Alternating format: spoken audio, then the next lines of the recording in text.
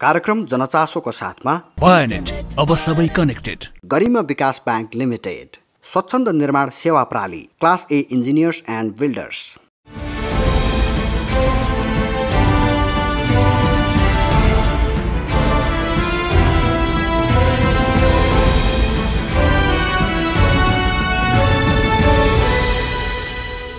दर्शकबिन नमस्कार। कार्यक्रम जनचासोको अर्को नयाँ श्रृङ्खलामा यहाँलाई हार्दिक स्वागत छ। सरकारले जारी गरेका स्वास्थ्य सुरक्षा सम्बन्धी मापदण्ड पूर्ण रूपमा पालना गर्ने जिम्मेवारी आम नागरिकको पनि हो। यो अवस्थामा तपाईँ हामी सबै सतर्क रहौँ, संयम रहौँ, आफू बचौँ र अरूलाई पनि बचाउँ। समसामयिक चासो, चिन्तन र सरकारका विषयमा केन्द्रित हुने कार्यक्रम जनचासोको आजको श्रृङ्खलामा कोरोना महामारीले प्रभावित सञ्चार क्षेत्र र सञ्चारकर्मीको अवस्थाका बारेमा तयार पारेको एक विशेष सामग्री प्रस्तुत गर्दैछौँ र नेपालमा सामुदायिक रेडियोको भूमिका र चुनौतीका बारेमा तयार पारेको रिपोर्ट प्रस्तुत गर्दैछौँ। कोरोना महामारीका कारण विश्व व्यवस्था नै प्रभावित भएको छ। त्यसैको चपेटामा परेको नेपालमा पनि 8 महिनादेखिको अवस्था अस्तव्यस्त छ। चौतर्फी क्षेत्र धराशायी हुँदा अर्थतन्त्र ऋणात्मक अवस्थामा छ। महामारीबाट अति प्रभावित क्षेत्रमध्ये सञ्चार क्षेत्र पनि एक हो। हरेक प्रकारका जोखिम तथा विपदको बेलामा पनि अग्रमोर्चामा रहेर सत्य तथ्य समाचार सम्प्रेषणका लागि खटिने कैयन सञ्चारकर्मी महामारीकै कारण रोजगार गुमाएर रोजीरोटीकै समस्यामा छन्। रोजगारबाट निकालिने तलब समयमा उपलब्ध नहुने लगायतका समस्याबाट प्रताडित सञ्चारकर्मीको अवस्था तथा सञ्चार क्षेत्रलाई थप व्यवस्थित र मर्यादित बनाउन हुनुपर्ने पहल कदमी लगायतका विषय समेटिएको यो सामग्री। विश्वव्यापी कोरोना महामारीका कारण प्रभाव नपारेको क्षेत्र बिरलै छ। महामारीका बीच अधिकांश क्षेत्र ठप्पै रहँदा स्वास्थ्य, सुरक्षा तथा सञ्चार क्षेत्रमा खटिनेहरू भने जोखिम मोलेरै महामारीसँगको युद्धमा होमिएका छन्। यसरी हरेक जोखिममा अग्रमोर्चामा रहेर काम गर्ने समूहमध्ये सञ्चार क्षेत्र पनि एक हो। कोरोना महामारीको समयमा पनि पत्रकारहरू ज्यानको बाजी लगाएर सत्य तथ्य समाचार सम्प्रेषणका लागि काममा खटिरहेका छन्। तर विडम्बना, प्रत्येक जोखिममा अनवरत लडिरहने कतिपय पत्रकारहरू यही जटिल समयमा रोजगारबाट विमुख हुनु परेको अवस्था छ। एक तथ्याङ्क अनुसार कोभिड-19 का कारण यो समयमा जागिर गुमाउनेको संख्या 3000 हाराहारी छ भने दर्जौं सञ्चार संस्था बन्दै भएका छन्। राज्यको चौथो अङ्गको रूपमा स्थापित भएको सञ्चार क्षेत्र पनि कोभिडका कारण तहस नहस बनेको छ। ठूला भनिने सञ्चार माध्यमले समेत आफ्ना प्रकाशन कटौती मात्रै गरेका छैनन्, पत्रकारको रोजी रोटी समेत गुम्ने अवस्था सृजना भएको छ। पत्रकारिता क्षेत्र अहिले स्पष्ट भन्दाखेरि दयनीय अवस्था जस्तो देखिन्छ। ठुल्ठुला मिडिया हाउसमा काम गर्ने चाहिँ पत्रकार साथीहरू तलब नपाएर निस्किने अवस्था देखिएको छ। अब सानो मिडिया हाउसको त कुरै नगरौँ, यो कोभिड-19 जब सुरु भयो त्यसले वास्तवमा नेपाली सञ्चार जगतमा र मिडिया क्षेत्रमा चाहिँ एक किसिमको के अरे तुफानै ल्याइदिएको जस्तो अवस्था छ। अब के अरे सञ्चारकर्मीहरू आफै पनि एउटा चाहिँ जोखिम मोलेर रिपोर्टिङ गर्नुपर्ने चाहिँ पत्रकारिता गर्नुपर्ने जुन अवस्था छ त्यसलाई मध्यनजर गर्ने हो भने यस्तो चुनौतीपूर्ण अवस्थामा पनि पत्रकारले काम गर्नुभएको छ। त्यसलाई धेरै नै सराहनीय, धेरै नै मेरो भित्र हृदयदेखि नै नमन गर्न चाहन्छु। तर वास्तवमा चाहिँ त्यो काम अनुसारको चाहिँ के छ भने 6 महिना 7 महिना भइसक्यो तलब नपाएको अवस्था छ, जागिरबाट निकाल्नुपर्ने अवस्था छ भनेपछि त तपाईँ नै मूल्याङ्कन गर्नुहोस् न पत्रकारले कसरी काम गरिरहेको छ भन्ने कुरो। संकटसँग जुधिरहेका र आवाजविहीनहरूको आवाज बनेका सञ्चार योद्धाहरू आफै संकटको भुमरीमा पर्ने अवस्था दुर्भाग्य भएको बताउँछन् नेपाल प्रेस युनियनका महासचिव अजय बाबु शिवाकोटी। कतै जागिरबाट हटाइनु, कतै न्यूनतम सेवा सुविधामा काम गर्न बाध्य पारिनु त कतै महिनौसम्मको पारिश्रमिक रोकिने अवस्थाले पेशागत व्यावसायिकतामा प्रश्न उठ्न थालेको उनको बुझाइ छ।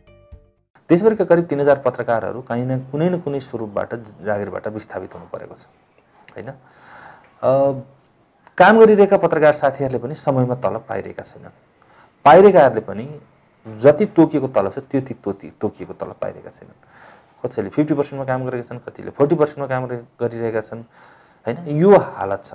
दुःखको कुरा के छ भने ठुला मिडिया हाउसहरू समेतले यस्तो अवस्थामा अप्ठ्यारो परेको बेलामा अप्ठ्यारो मिडिया हाउसहरूलाई मात्र परेको छैन, अप्ठ्यारो तिनै श्रमजीवीहरूलाई पनि परिरहेको छ।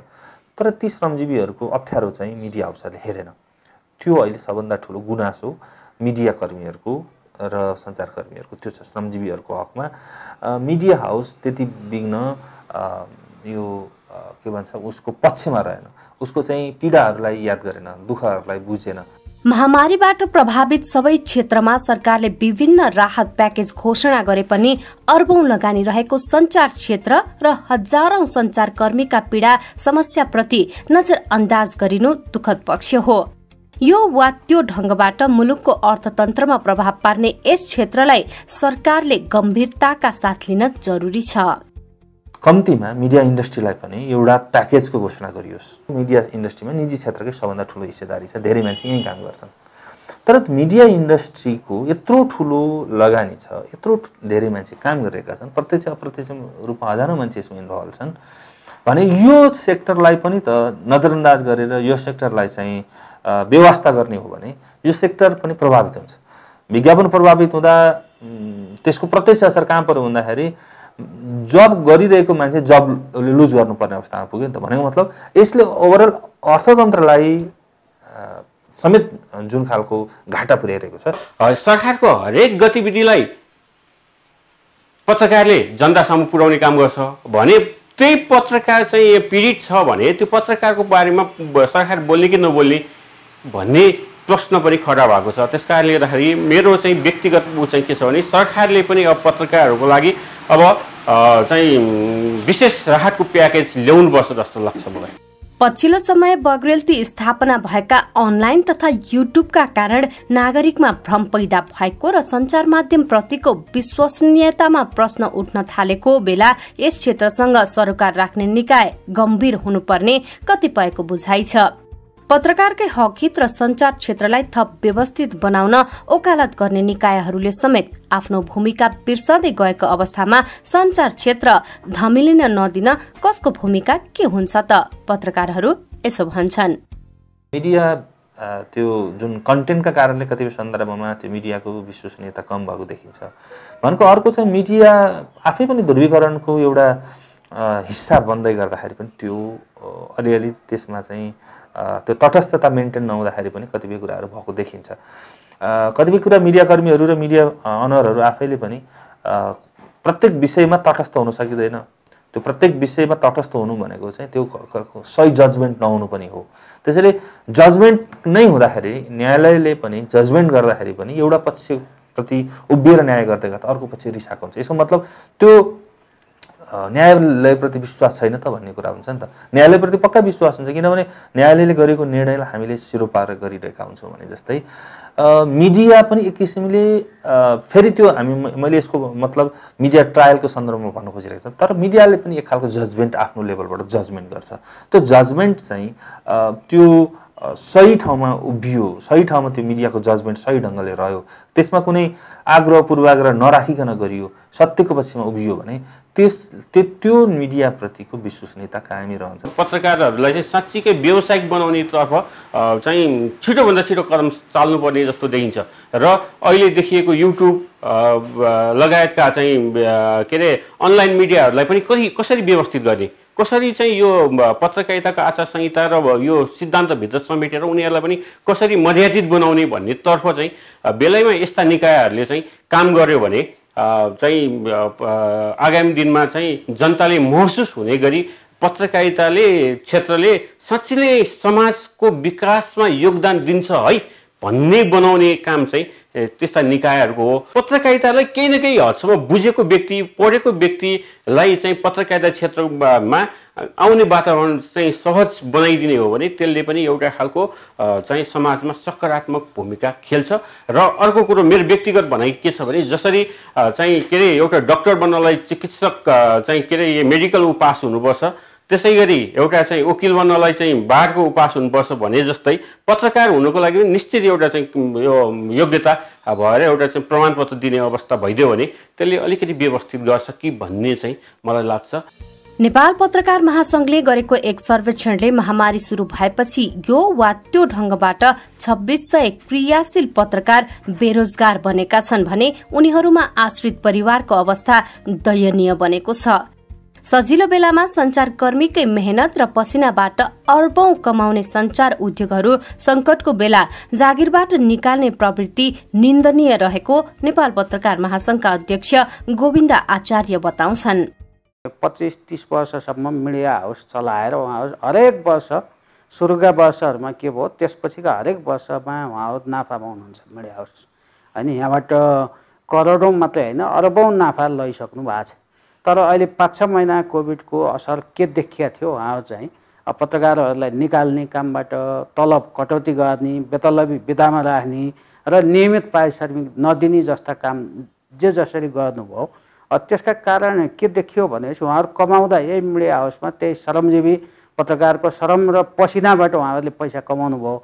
अहिले चाहिँ के देखियो भनेपछि अहिले चाहिँ जब सङ्कट पर्छ सङ्कटमा लात फेरि त्यही श्रमजीवीमाथि हान्नुभयो। हिजो जुन श्रमजीवीको पसिनामाथि श्रमको श्रमको मूल्यबाट उहाँहरू चाहिँ यति अरबौँ रुपियाँ कमाउनु भएको थियो मिडियाका सञ्चालकहरूले, अहिले आएर हठात रूपमा चाहिँ जुन लात हाल्ने काम गर्नुभयो त्यो व्यावसायिक पनि भएन र अर्को चाहिँ उहाँहरूले मिडिया उद्योग हो भनेर भन्नुहुन्छ त्यो उद्योगको कुनै चरित्र पनि भएन होइन। उद्योगमा रिस्क पनि हुन्छ नि कहिलेकाहीँ, त्यस्ता रिस्कको बेलामा चाहिँ रिस्क पनि मोल्न तयार छु भनेर उद्योग स्थापना गरिन्छ। त्यही भएर उद्योगको नाममा मिडिया उद्योगको नाममा लिने सुविधा राज्यबाट उहाँहरूले लगातार लिनुभएको छ। अहिले पनि कर छुटहरू छ, रोयल्टी छुटहरू छ, अरू सुविधाहरू पनि ल्याउनु भएको छ। तर श्रमजीवी पत्रकारहरूलाई यो बेला लात हान्ने काम ठिक भएन भन्ने मलाई लाग्छ।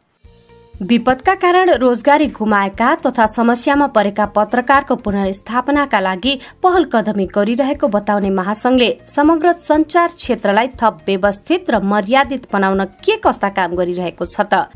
पत्रकारिता भनेकै सही सूचना दिनु हो भन्ने मान्यता स्थापित छ र हामी पत्रकारले पनि आफूलाई त्यो दाबी गर्छौँ। तर व्यवहारमा त्यही छ त भन्दाखेरि व्यवहारमा अहिले के छ भनेपछि व्यवहारमा चाहिँ कतिपय हल्लाहरू, कतिपय चाहिँ अफवाहहरू फैलिरहेछन्, कतिपय झुट प्रवाह भइरहेछ, कतिपय सामाजिक सञ्जालबाट वाहन।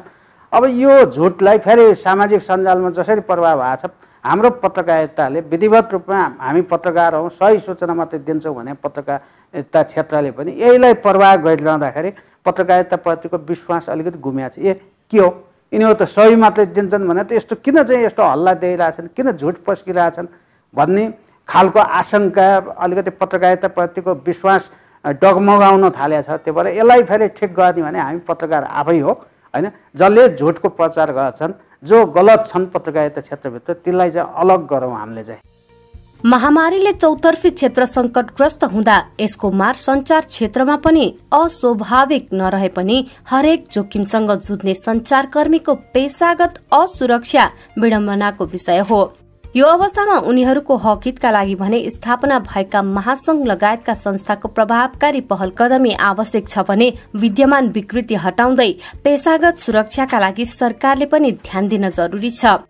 पत्रकार महासंघमा आउनुहोस्, तपाईँका के समस्या छन् होइन ती समस्या लिएर हामीसित सेयर गर्नुहोस्, हामी मिलेर समाधान गरौँ। अब एक्लै समाधान गर्न सकिन्न, कतिपय दबाब दिनुपर्ने ठाउँमा मिलेरै दबाब दिउँ होइन। कतिपय कानुनी रूपमा उपचार खोज्नु पर्ने ठाउँमा मुद्दा मामिला पत्रकार महासंघले निःशुल्क रूपमा लड्छ, त्यो पनि पत्रकार महासंघमा आउनुहोस्। र तपाईँलाई साँझ बिहान के खाउँ भन्ने समस्या भयो भने पनि महासंघमै सम्पर्क राख्नुहोस् होइन। किनभने यो सङ्गठन भनेको यस्तै अप्ठ्यारो परेको बेला यो सङ्गठनको उपादेयता रहन्छ। त्यही भएर पत्रकार महासंघ समस्यामा परेका जोखिममा रहेका सबै साथीहरूको साथमा छ। ल तात्ता चिया खाऊ। एकैछिन है एउटा फाइल डाउनलोड गरिहाल्छु। ल खाइहाल न, सेलाउँछ। सेलाउँदैन। भइसक्यो? How fast? वायानेटको अल्ट्रा बुस्ट प्याक लिएर अब तपाईँ पनि चाहिएको बेला पाउनुहोस् 100 MBPS सम्मको लाइटिङ स्पिड इन्टरनेटको मजा र सुपर फास्ट अनलाइन पेमेन्टको अप्सन। वायानेट, अब सबै कनेक्टेड। कुनै पनि व्यक्तिलाई जात जाति, समुदाय, पेशा वा व्यवसायको आधारमा कुनै पनि निजी तथा सार्वजनिक स्थानमा छुवाछुत तथा विभेद भएमा यसलाई गम्भीर सामाजिक अपराध भएको ठहरिन्छ र जातीयताको आधारमा गरिने छुवाछुत तथा विभेदलाई कानुनी रूपमा दण्डनीय पनि मानिन्छ। साथसाथै यसले व्यक्तिको मौलिक अधिकारलाई समेत कुण्ठित गराउँछ। यस्ता अपराधहरू कहीँ कतै कुनै व्यक्तिबाट हुन गएमा र भएमा 3 महिनादेखि 3 वर्षसम्म कैद र 50,000 देखि 2 लाखसम्म अथवा दुवै सजाय पनि हुन सक्छ। यस्ता अपराधहरू भनेका कानुनी मामिलाहरू हुन्। त्यसैले यी अपराधहरूलाई आफूको मेलमिलापमा निरूपण गर्न सकिँदैन। यी अपराधहरू कहीँ कतै देखेमा भएमा र स्वयं आफै पनि सहेर बसेमा अपराध नै ठहरिन्छ। त्यसैले यस्ता क्रियाकलापहरू कहीँ कतै देखिहालेमा र आफैमा भइरहेको छ भने साहस जुटाएर नजिकैको प्रहरी चौकी अथवा राष्ट्रिय दलित आयोग वा राष्ट्रिय मानव अधिकार आयोगमा यथाशीघ्र उजुरी गरिहाल्नुपर्छ। जनचेतनाका लागि नेपाल सरकार कानुन न्याय तथा संसदीय मामिला मन्त्रालय संस्थागत सुधार मार्फत न्यायमा पहुँच अभिवृद्धि परियोजना तथा UNDP को सहकार्यमा दलित सेवा संघद्वारा जनहितमा जारी सन्देश। कार्यक्रम जनचासोको साथमा वायनेट, अब सबै कनेक्टेड। गरिमा विकास बैंक लिमिटेड, स्वच्छन्द निर्माण सेवा प्रणाली, class A engineers and builders. दर्शकबिन, समुदायको सक्रियतामा समुदायको हितका लागि समुदायका आवाज मुखरित गर्ने सामुदायिक रेडियो प्रसारणको इतिहास नेपालमा झन्डै 2.5 दशक लामो छ। सबैभन्दा सशक्त सञ्चार माध्यमको रूपमा स्थापित सामुदायिक रेडियोमा अहिले 1 अर्बभन्दा बढीको लगानी छ भने देशैभर 360 भन्दा बढी सामुदायिक रेडियो स्थापना भएका छन्। स्थापनाको 2 दशकभन्दा बढीको अवधिमा सामुदायिक रेडियोले विकास र सामाजिक रूपान्तरणमा खेलेको भूमिका र अहिलेका चुनौतीका बारेमा सामुदायिक रेडियो प्रसारण सङ्घ नेपालका अध्यक्ष सुभाष खतिवडासँग गरिएको कुराकानीमा आधारित एक रिपोर्ट। नेपालमा सामुदायिक रेडियो स्थापनाको झण्डै 2.5 दशकको अवधिमा देशका 77 वटै जिल्लामा 360 सामुदायिक रेडियो सञ्चालनमा छन्। गैर नाफामूलक रूपमा सार्वजनिक हितका लागि समुदायकै अग्रसरतामा सञ्चालित सामुदायिक रेडियोले समग्र जनतालाई विकासको मूलधारमा ल्याउन ठूलो भूमिका खेलेको छ। आवाज विहीनहरूको आवाज बन्दै आर्थिक तथा सामाजिक रूपान्तरणका लागि भूमिका खेलिरहेको सामुदायिक रेडियो सबैभन्दा धेरै मानिसको पहुँच पुग्न सफल, सरल र भरपर्दो सञ्चार माध्यम हो। यसले सामाजिक जनचेतना जगाउने सामाजिक अभियान, समाज परिवर्तन र विकासको संवाहकको रूपमा नेतृत्वदायी ढङ्गले अघि बढिरहेको छ। नेपालमा सञ्चालनमा रहेका 3 प्रकारका प्रसारण सेवा मध्ये सामुदायिक प्रसारण सेवाको भूमिका अझ महत्त्वपूर्ण रहेको सामुदायिक रेडियो प्रसारक सङ्घका अध्यक्ष सुभाष खतिवडा बताउँछन्। अरू सञ्चार माध्यमहरूको पहुँच नपुगेको ठाउँमा पनि तपाईले अहिले म तपाईलाई उदाहरण दिन्छु। जस्तो अहिले अलिकता विकासको पूर्वाधारको हिसाबले पछाडि परेको प्रदेशको रूपमा हामी कर्णाली प्रदेशलाई लिन सक्छौँ। कर्णाली प्रदेशको समग्र त्यसभित्र रहेका जिल्लाहरूमा तपाईले सञ्चार माध्यमको पहुँचको अवस्थालाई मूल्याङ्कन गर्नुभयो भने कयौँ ठाउँहरूमा विद्युतको पहुँच छैन, त्यसले गर्दा टेलिभिजन सहज छैन। कयौँ ठाउँहरूमा तपाईँको पूर्वाधार पुगेको छैन, पत्र पत्रिका घर घरमा नागरिकको पहुँचमा पुग्ने कुरा भएन। साक्षरताको अवस्था पनि कमजोर छ, होइन? पत्रिका पुगे पनि पढ्न सक्ने अवस्था छैन र पढ्न सक्ने अवस्था भए पनि कतिपय सन्दर्भमा दैनिक पत्रिका खरिद गर्न सक्ने क्रय शक्तिको कुरा पनि रहन्छ। त्यसले गर्दाखेरि चाहिँ रेडियो चाहिँ बिजुली नपुगेको ठाउँमा पनि, क्रय शक्ति नभएको ठाउँमा पनि, साक्षर पनि सबैले यो चाहिँ निरक्षरको निम्ति पनि रेडियो सबैभन्दा उपयोगी चाहिँ माध्यम भएको हुँदाखेरि त्यस्ता ठाउँमा जस्तो कर्णाली प्रदेशमा तपाईको सबै जिल्लाहरूमा सामुदायिक रेडियोहरू सञ्चालित छन्। मैले एउटा उदाहरणको रूपमा मात्रै भनेको, हामी 77 वटै जिल्लामा सामुदायिक रेडियोहरू सञ्चालनमा छौँ। तर त्यस्तो जिल्लामा चाहिँ अरू सञ्चार माध्यमको विकल्प त्यहाँ पहुँच नभएको ठाउँमा पनि निर्विकल्प रूपमा चाहिँ सामुदायिक रेडियोहरूले नागरिकको सूचनाको हकको निम्ति, नागरिकको अभिव्यक्ति स्वतन्त्रताको निम्ति, नागरिकका कतिपय सवालहरूमा उहाँहरूको छलफल र बहसको निम्ति एउटा सार्वजनिक वित्तमा जुन खालको छलफल र बहसहरू गर्नुपर्छ, त्यो सार्वजनिक वृत्तमा गर्नुपर्ने छलफल र बहस अथवा त्यो किन पनि जरुरी छ भन्दाखेरि हाम्रो लोकतन्त्रलाई बलियो बनाउनको निम्ति, हाम्रो समाजको गतिशीलतालाई चाहिँ अगाडि बढाउनको निम्ति चाहिँ नेपालका सामुदायिक रेडियोहरूले महत्त्वपूर्ण भूमिका निर्वाह गरिरहेका छन् र यो हामी सबैले महसुस पनि गरेका छौँ। सबै प्रकारका सञ्चार माध्यमको भूमिका सत्य तथ्य सूचना प्रवाह गर्दै नागरिकलाई बेखबर हुन नदिने भए पनि स्थानीय कला भाषा संस्कृति संरक्षण चेतना विकास तथा स्थानीय समस्या र चासोप्रति सामुदायिक रेडियो थप जिम्मेवार रहेको खतिवडाको भनाइ छ। समाजमा विद्यमान विकृति नियन्त्रणका लागि मिहिन रूपमा बहसको अभियान सञ्चालन गरेका सामुदायिक रेडियोहरूले कोभिडले महिनौदेखि विद्यालय बन्द हुँदा सामुदायिक रेडियो पाठशाला सञ्चालन गरिरहेका छन्। विश्वव्यापी रूपमा एउटा महामारीमा छौँ होइन, एउटा सिङ्गो मानव समुदाय नै एउटा स्वास्थ्य एउटा चाहिँ सङ्कटको घडीमा हामी छौँ, हामी जुधिरहेका छौँ।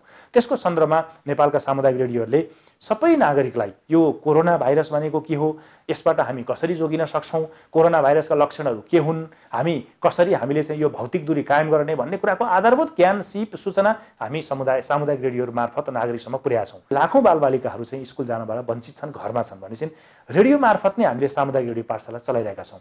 200 भन्दा धेरै सामुदायिक रेडियोहरूले सामुदायिक रेडियो पाठशाला चलाइरहनु भएको छ। त्यो किन त भन्दाखेरि कम्तीमा आफ्नो समुदायमा रहेका भाइ बहिनीहरू बालबालिकाहरू उहाँहरूले चाहिँ रेडियो मार्फत भने पनि आफूले पढ्नुपर्ने कोर्स आफूले ज्ञान हासिल गर्नुपर्ने बारेमा रेडियो मार्फत जानकारी पाउँदा पनि केही उहाँलाई राहत त हुने भयो नि त। हामी त्यो सामाजिक दायित्व सम्झेर काम गरिरहेका छौँ। त्यसै गरी म तपाईँलाई बताउँ कि नेपाल अहिले पनि बाल विवाहको एउटा उसमा छौँ, हामी एउटा सङ्कटमा छौँ। हामी अहिले पनि हाम्रो समाजमा कयौँ विकृति विसङ्गतिहरू विद्यमान छौँ, छुवाछुत कायमै छ होइन। तपाईँले देख्नुभयो रुकुम र जाजरकोटको घटना हामी भर्खरै भोग्यौँ। बोक्सी प्रथा अहिले पनि कायमै छन्। हाम्रा चेलीबेटीहरूलाई अहिले पनि हामी बोक्सी भनेर जिउँदै जलाउने अवस्था छ। अहिले पनि हामी कहाँ दाइजो दहेजको अहिले पनि कायमै छन्। हामी चाहिँ एउटा खालको चाहिँ हाम्रा छोरीहरूलाई सक्षम योग्य बनाएर चाहिँ उनीहरू चाहिँ एउटा प्रतिस्पर्धाको दुनियाँमा अगाडि बढाउने भन्दा पनि हामी अहिले दाइजो नल्याएको कारणले हाम्रो समाजले अहिले पनि त्यो खालको प्रताडना दिइरहेको छ। यस्ता सवालहरूलाई मसिनो ढङ्गबाट समाजमा उठाउने, बहस गर्ने र यस्ता चाहिँ विकृतिहरूलाई, यस्ता चाहिँ तपाईँको परम्परागत हानिकारक चलनहरूलाई अन्त्य गर्नको निम्ति नेपालका सामुदायिक रेडियोहरूले अभियान नै चलाइरहेका छन्। यसको परिणामहरू पनि देखिरहेछ। घटनाहरू चाहिँ तपाईँको घटनाहरूको चाहिँ त्यो एउटा जनचेतनाको अवस्था चाहिँ बढ्दै पनि गइरहेको छ। कोभिडका कारण चौतर्फी क्षेत्रमा प्रभाव परिरहेका बेला सामुदायिक रेडियो लगायत सञ्चार माध्यमहरूले 70 देखि 80% आमदानी गुमाएका छन्। एकातिर आर्थिक सङ्कट, अर्कोतर्फ महामारीका बीच आफ्नो भूमिकाबाट विचलित नभएर निरन्तर लागिरहेका सञ्चार माध्यमको भूमिका महत्त्वपूर्ण छ। मिडिया क्षेत्र जति तपाईँको व्यापार बिजनेस यसको घटे पनि सञ्चार माध्यमहरूले, नेपालका सामुदायिक रेडियोहरूले सूचना दिनुपर्ने, जानकारी दिनुपर्ने, शिक्षा फैलाउनु पर्ने काम चाहिँ अहिले बढेको छ। किनकि कोरोनाकै सन्दर्भमा पनि हेर्नुहोस्, हामी चाहिँ सामुदायिक रेडियोमा काम गर्ने स्वयंसेवी साथीहरू हुनुहुन्छ, कयौँ हाम्रा चाहिँ कर्मचारी साथीहरू हुनुहुन्छ, सञ्चालकहरू हुनुहुन्छ। उहाँहरू आफै पनि तपाईँको कोरोना भाइरसको एउटा सङ्क्रमणबाट मुक्त हुन सक्नु भएको छैन। कयौँ रेडियो स्टेसनहरू कोरोना सङ्क्रमण हुँदाहुँदै पनि कोरोना सङ्क्रमितहरूबाटै समाचार कार्यक्रमहरू चलाइरहनु भएको छ। त्यो के का लागि त भन्दाखेरि नागरिकको सूचनाको निम्ति, नागरिकको जानकारीको निम्ति, यो कोरोना पनि अरू थप नफैलियोस्, सङ्क्रमण नफैलियोस् भन्नको निम्ति समाजलाई एउटा त्यो खालको योगदान दिइरहनु भएको छ। तर हामी आफै पनि चाहिँ अब सामुदायिक रेडियोमा आंशिक रूपमा प्रसारण हुने केही विज्ञापनहरू अहिले पाउने अवस्था छैन। अब कतिपय सरकारी निकायबाट पनि एउटा थोरै रूपमा मात्रै चाहिँ सपोर्ट गर्न सक्ने अवस्था छ। केही साझेदारीका कार्यक्रमहरू छन्, त्यो पनि एउटा सीमित अवस्थामा छ। यो सरकारकै पनि अवस्था चाहिँ त्यति राम्रो अवस्था नभए हुनाले त्यो पनि कटौती भएको छ। त्यसै गरी कतिपय चाहिँ गैर सरकारी सङ्घ संस्थाहरूसँग सामाजिक सङ्घ संस्थाहरूसँगको साझेदारीमा यस्ता अभियानहरू चलिरहेको थिए। ती चिजहरूमा पनि अहिले उहाँहरूको बजेट चाहिँ अन्यत्र मोडिएको छ होइन। स्थानीय सरकारहरूले पनि बजेट चाहिँ अब हिजो रेडियो कार्यक्रमको निम्ति, सूचना सञ्चारको निम्ति बजेट विनियोजन गर्नुहुन्थ्यो भने अहिले स्वास्थ्यमा बढी विनियोजन गर्नुपरेको हुन्छ। धेरै एउटा कठिन अवस्थामा नेपालका सामुदायिक रेडियोहरूले एउटा कार्यक्रमहरू, सूचनाहरू प्रवाह गरिरहनु भएको छ। पछिल्लो समय लोकप्रिय हुने नाममा विभिन्न अनलाइन, युट्युब तथा सामाजिक सञ्जालमा फैलिएको विकृतिले सञ्चार माध्यमको भूमिकामाथि नै प्रश्न उठ्न थालेको छ। चर्चित हुने नाममा मानवीय संवेदना होस् वा जिन्दगीमाथि नै खेलवाड भइरहँदा प्रभावकारी नियमन हुन सकेको छैन। सरकारवाला निकायले यसतर्फ बेलैमा ध्यान नदिने हो भने यसको परिणाम समाजका लागि घातक हुने खतिवडाको भनाइ छ। एउटा विश्वव्यापी रूपमा हामीले जुन कोड अफ कन्डक्ट आचार संहिता जारी गरेका छौँ नि त, त्यो आचार संहितालाई, पत्रकारिताका आधारभूत मूल्य मान्यतालाई पालना गर्ने कि नगर्ने त होइन। एउटा सभ्य समाजको निम्ति त्यो तपाईँको चाहिँ सुन्नै नसकिने, हेर्नै नसकिने दृश्यहरू पनि प्रसारण गर्ने कि नगर्ने त। तपाईँको घृणाजन्य चिजहरूलाई हामी निरुत्साहित गर्छौँ, तर त्यहाँ घृणा फैलाउने खालका चाहिँ, अपमान फैलाउने खालका कुराहरू छन्। त्यसले गर्दाखेरि चाहिँ यो के मान्छेको प्राइभेसी मान्छेको जुन गोपनीयताको कुरालाई पनि हामीले संरक्षण गर्नुपर्छ त्यो पनि ह्युमन राइट्स हो मानव अधिकार हो भनेपछि यो पाटोलाई चाहिँ अहिले आइरहेको यो तपाईलाई युट्युब च्यानलको कुरा गर्नुभयो तपाईले सोसियल मिडियाको कुरा गर्नुभयो इभन अनलाइन पनि यो हतारको माध्यम हो अनलाइन माध्यम बेठिक मैले भन्न खोजे होइन अनलाइन माध्यमभित्र धेरै राम्रा चाहिँ तपाईको चाहिँ एउटा खालको परिपक्वता समाचारहरू विश्वसनीयता दिने अनलाइनहरू पनि छन् तर त्यहाँभित्र अनेकौं खालका विकृति विसङ्गतिहरू पनि छन् हैन यो पाटोलाई जस्तो प्रेस काउन्सिलले नै अनुगमन गर्ने हामी खास गरी यो मिडिया सम्बन्धी अध्ययन अनुसन्धान गर्ने निकायहरूले पनि छलफल र बहसहरू गर्ने सरकारले पनि ठिक ढङ्गबाट सरकारवालाहरूको व्यापक बहस र छलफलहरूबाट यस्ता निकायलाई कसरी व्यवस्थित गर्दै लाने भन्ने पाटोमा जानुपर्छ त्यसो भएन भने चाहिँ तपाई हामीले खास गरी यो रेडियो टेलिभिजन पत्र पत्रिकाहरूले चाहिँ उहाँहरूले चाहिँ गलत सूचनाहरू फैलाउँदै जाने हामी पटक पटक सही सूचनाहरू प्रवाह गरेर त्यो गलत सूचनालाई चाहिँ नागरिकलाई चाहिँ त्यसको असर कम गर्नको निम्ति हामीलाई बढी अहिले सङ्कट परिरहेछ हैन उहाँहरूले गलत सूचना फैलाइदिने नागरिकमा त्यो पुगिरहेको छ अनि रेडियोले 10 पटक त्यही सूचनालाई पटक पटक दोहोर्याउनु पर्ने आफ्ना समाचार बुलेटिनहरूलाई अझ बढी संवेदनशील बनाउनु पर्ने अवस्था पनि उत्पन्न भएका छन् सरकारको चौथो अङ्गको रूपमा स्थापित भए पनि सञ्चार क्षेत्र अहिलेसम्म व्यवस्थित बन्न सकेको छैन मुलुकमा भएका हरेक परिवर्तनको पछाडि महत्त्वपूर्ण भूमिका निर्वाह गरेको सञ्चार क्षेत्रलाई थप व्यवस्थित र मर्यादित बनाउन सरकारवाला निकायको प्रभावकारी भूमिका आवश्यक छ कुनै पनि व्यक्तिलाई जात जाति समुदाय पेशा वा व्यवसायको आधारमा कुनै पनि निजी तथा सार्वजनिक स्थानमा छुवाछुत तथा विभेद भएमा यसलाई गम्भीर सामाजिक अपराध भएको ठहरिन्छ र जातीयताको आधारमा गरिने छुवाछुत तथा विभेदलाई कानुनी रूपमा दण्डनीय पनि मानिन्छ साथसाथै यसले व्यक्तिको मौलिक अधिकारलाई समेत कुण्ठित गराउँछ यस्ता अपराधहरू कहीँ कतै कुनै व्यक्तिबाट हुन गएमा र भएमा 3 महिनादेखि 3 वर्षसम्म कैद र 50,000 देखि 2 लाखसम्म अथवा दुवै सजाय पनि हुन सक्छ यस्ता अपराधहरू भनेका कानुनी मामिलाहरू हुन् त्यसैले यी अपराधहरूलाई आफूको मेलमिलापमा निरूपण गर्न सकिँदैन यी अपराधहरू कहीँ कतै देखेमा भएमा र स्वयं आफै पनि सहेर बसेमा अपराध नै ठहरिन्छ त्यसैले यस्ता क्रियाकलापहरू कहीँ कतै देखिहालेमा र आफैमा भइरहेको छ भने साहस जुटाएर नजिकैको प्रहरी चौकी अथवा राष्ट्रिय दलित आयोग वा राष्ट्रिय मानव अधिकार आयोगमा यथाशीघ्र उजुरी गरिहाल्नुपर्छ जनचेतनाका लागि नेपाल सरकार कानुन न्याय तथा संसदीय मामिला मन्त्रालय संस्थागत सुधार मार्फत न्यायमा पहुँच अभिवृद्धि परियोजना तथा UNDP को सहकार्यमा दलित सेवा संघद्वारा जनहितमा जारी सन्देश हस्त विविध सामरिक सहित आजको जनचासो यति नै कोरोना संक्रमणको त्रास बढिरहेको बेला यसबाट सुरक्षित रहन विश्व स्वास्थ्य संगठन तथा सरकारले जारी गर्ने निर्देशन पूर्ण रूपमा पालना गरौं अनिवार्य रूपमा मास्क लगाऊ भौतिक दूरी कायम गरौं कोरोनाबाट आफू बचौं र अरूलाई पनि बचाऊ अर्को साता न्याय र नागरिक चासो र सरकारको विषयसँगै उपस्थित हुने नै छौं तबसम्मका लागि बिदा चाहन्छौं हस्त नमस्कार